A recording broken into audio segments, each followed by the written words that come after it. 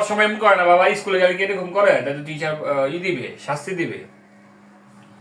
বাবা এই যে জীব জগৎ, গাছপালা, তারপর নদী নালা, মানুষ, এগুলা কে সৃষ্টি করেছে? বাবা কেন করবে? এগুলা সৃষ্টি করেছে ভগবান। কে কে সৃষ্টি করেছে? ভগবান।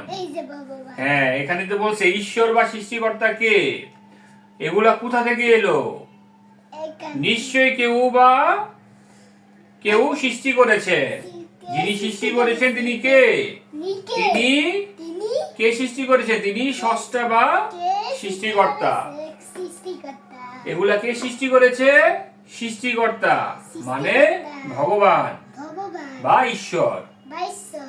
কে সৃষ্টি করেছে? ভগবান। তাহলে কে সৃষ্টি করেছে? ভগবান। হ্যাঁ, এবার শোনো, গল্প বলি।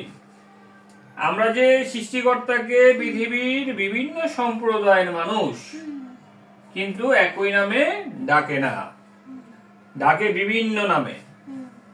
যেমন হিন্দু সম্প্রদায়ের লোকেরা, তোমার বলা লাগবে না, শুনো। হিন্দু সম্প্রদায়ের লোকেরা ঈশ্বর বা ভগবান বলে, আমরা কি বলি? ভগবান বলে ডাকেন। আবার খ্রিস্টান সম্প্রদায়ের লোকেরা গড বা ঈশ্বর বলে ডাকেন। অন্য ধর্মের লোকেরা কি বলে? গড বা ঈশ্বর। আর মুসলমানেরা সৃষ্টিকর্তাকে বলেন আল্লাহ। ঠিক আছে, আচ্ছা। এক একজনেরা এক এক ভাবে বলে, এক এক ধর্মের মানুষ এক এক রকম ভাবে ডাকে, কিন্তু তিনি একজনই। ঠিক আছে। বিভিন্ন সম্প্রদায়ের লোকেরা যেভাবেই ডাকুক না কেন, সবাই কিন্তু ওই একজনকেই ডাকে। সবাই কাকে ডাকে? ওই একজনকেই ডাকে, শুধু এক একজন নামে ডাকে।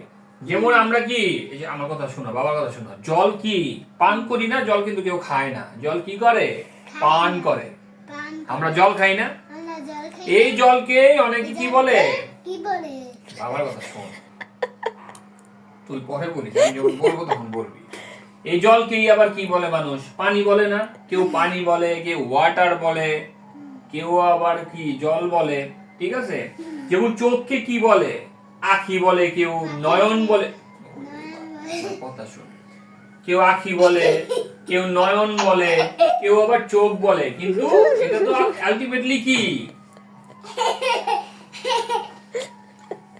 এমনি হলে তো টিচার শাস্তি দিবে। শোনো আমার কথা, শোনো, তোমার তো একটা বুঝাচ্ছি, শোনো। এই যে কালকে স্কুলে কিন্তু ম্যাডাম তোমাকে সব জিজ্ঞেস করবে। বলবি না যে বাবা আমাকে পড়াইছে কত সুন্দর করে? হ্যাঁ, বলবে তো, বাবা পড়িয়েছে। এরকম ধৈর্য কিন্তু প্রতিদিন থাকবো না, আমার কথাটা শোন।